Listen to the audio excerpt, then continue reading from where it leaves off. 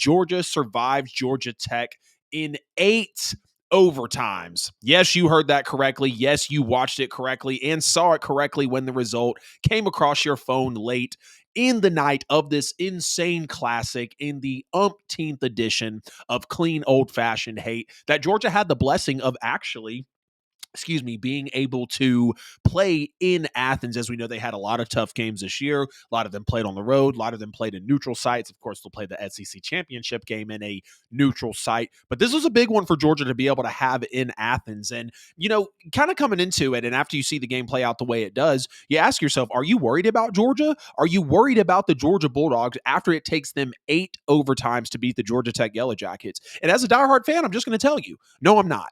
I'm absolutely not worried about this because we've seen Georgia have to do this against Kentucky, against Florida, against Tennessee, against Alabama. Yes, maybe not a lot of those, superior opponents, but Georgia has done this time and time again. They were able to do it at home. It was rivalry week. We saw how Texas was given fits by Texas A&M, how Ohio State loses to Michigan. Again, a couple of games we're talking about on the episode tonight. So rivalry week is always tough for every team out there, and Georgia Tech is probably the best unranked team in the country when you look at the wins they have on their schedule, how they've played all year. They have talent at a lot of positions as well. So Georgia fans, especially me, were nervous kind of coming into this game, and we expected this to be a hard-fought game. Georgia played it out, the way that it was supposed to be, and the better team won at the end of it all. So yes, you could say cause for concern maybe a few weeks ago when Carson Beck had an interception problem, or Georgia's losing horrible to Ole Miss and doesn't know how to make those halftime adjustments like they did here against Georgia Tech. So no, I'm not going to say that I'm worried about the Bulldogs after this one because it was rivalry week.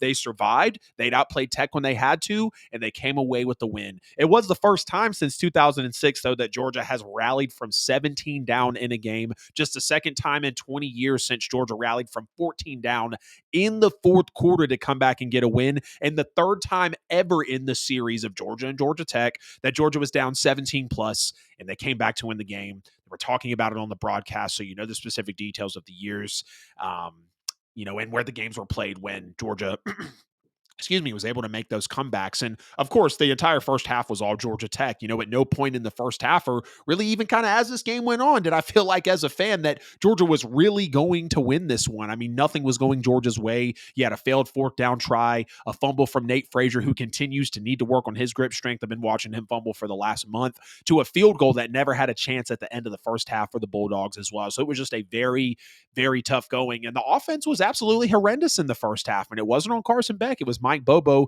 not calling the great plays again, not even calling good plays at that point. First time getting shut out in the first half since 2019. Georgia Tech's defense was just extremely physical. Brent Key was absolutely out coaching Kirby Smart, and they just started to dial up the pressure on Carson Beck in the first half. No positive takeaways for Georgia other than the fact that maybe they only kept it a 3-possession game because it felt like Georgia Tech could have had more points on the board at that point, but they didn't. We saw the multiple drops from Arian Smith, the other backs in the game, kind of a double drop from Dylan Bell to Arian Smith, imagining what the score could have been, what Carson Beck's numbers could have been for this game, for the season, if we didn't lead the country in dropped passes. And just as the game went on, I'm like, great, this is literally starting to look like the Ole Miss game. You had no defense. The opposing defense was getting whatever they wanted in space. I mean, whether it was the run game or the speed from Haynes King, Jamal Haynes, Eric Singleton, they were just absolutely slashing us on all aspects offensively and making the defense get caught out in space, bad tackling, just no confidence, no actual solidarity from this Georgia team defensively in this game. And I got to say, Kirby Smart really might be the best halftime adjuster in the world in any sport. And let me tell you why. Not only has he done it 3 times, not done it 3 times. We're talking about the series of Georgia coming back on Georgia Tech. So let me stick with the notes I have here. You're down 3 possessions, 17-0 at the half.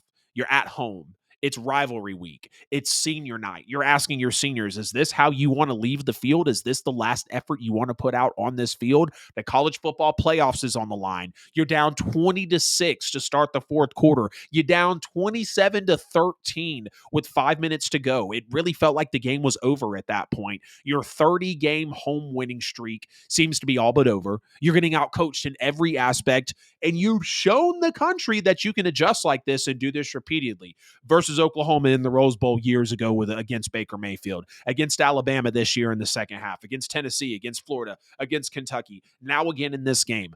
Kirby Smart is an elite halftime adjuster, and there's no way to look around it. We've seen it time and time again with this Georgia team, and as a fan, as people that are within this football program, it's an absolute luxury to have at your disposal. So you come out in the second half, and what's tough about the way you come out in the second half is you muff the punt after the 3 and out. But the reverse sweep by Arian Smith, really, I kind of felt like that was a big chunk play that really got this offense going, ended up ending in a touchdown drive to Oscar Delp. And I was kind of unsure why Kirby went for 2 points there. And some people are going to be out there saying, oh, well, you see, he goes for 2 points. It takes you to 8 overtimes. No. You missed a kick at the end of the second half that really doomed you. And yeah, I guess maybe if you just take the point there, you'd be in a better position. But I'm not going to definitively say that. And either way, Georgia ended up winning the game in the octuple overtime showdown. I thought Carson Beck also, his play over the last month has been phenomenal. No interceptions to his fault outside of the one that was tipped at the line of scrimmage in the Ole Miss game. Carson Beck in this game had a major 3rd and 8 conversion for Oscar Delp. To Oscar Delp, pressure was coming down the middle. I thought Beck was very calm, very collected. He had another beautiful touchdown pass to Dominic Lovett as well. Again, very calm, very collected.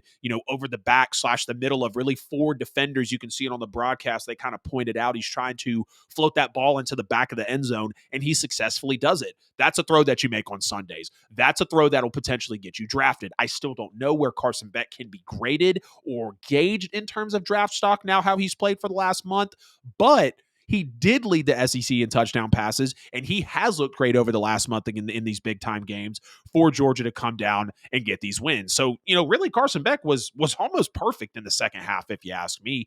I thought Carson Beck's scramble also to get inside the 5-yard line was really great with about a minute to go in the game. I really thought it arguably saved the game there. Cody, appreciate you getting in the comments. Arian Smith has bricks for hands. Yes, absolutely he does. Failed BS 2-point conversion on the first touchdown. Yep, 100% agree. Those were some demises of the Georgia Bulldogs. And you look at the fact that, Carson Beck had that scramble to get inside the 5 with about a minute to go. That arguably saved the game. I mean, it seriously did. You outscored Georgia Tech 27-10 with specifically 14 points in the final 5 minutes of this game. And Georgia just had to absolutely Georgia just had to absolutely sorry guys, I'm actually making sure that I get the invite link over to Alan because I actually didn't even send it to him before we ended up getting into what's it called, into the show. Y'all give me just 1 second because I want to make sure he can jump in on the back half. So sorry guys, I would be the type of guy to start a podcast and not send the link over for the show to come in. Let's see, message sent. Okay, cool. All right, we'll just leave that up for a second. Love you too, man. Always appreciate the love that you give for the show. But the fact that you're able to outscore Georgia Tech, you're down 17-0 at the half, you're down 27-13 in the fourth quarter, and you put up 2 touchdowns in the final 5 minutes.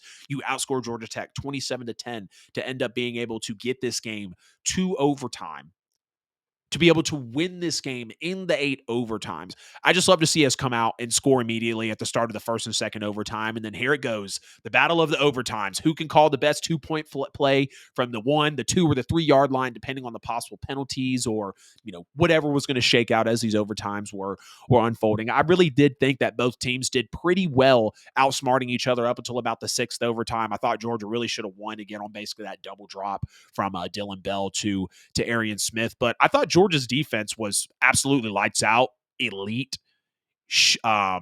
Just very, very good in the second half and in overtime. I thought Kirby Smart dialing up the blitzes really changed it up and arguably won that game for Georgia in overtime. You have Dan Jackson coming in on the blitz, which was great.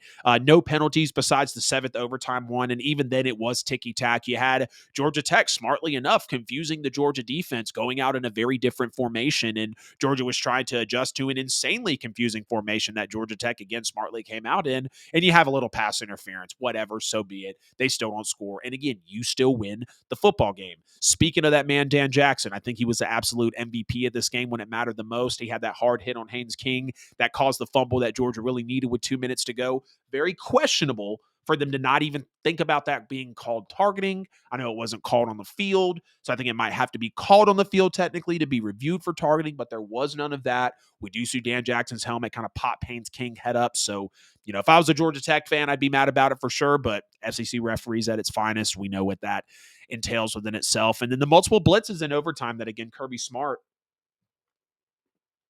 sent Dan Jackson on. So you just got to love it. Again, Carson Beck, no picks in his last 4 games. He hasn't thrown an interception to his own fault in over a month. So this was just an absolute classic. Of course, if you had the opportunity to be able to watch this game, I mean, Georgia Tech, 8 overtimes, rivalry week. Everything is on the line for this Georgia team. Georgia Tech's in it to just absolutely spoil it. And Georgia steps up to the occasion. Kirby Smart rallies his guys. They play well. He plays a little bit of chess match in 8 overtimes, and Georgia is able to come away with the victory.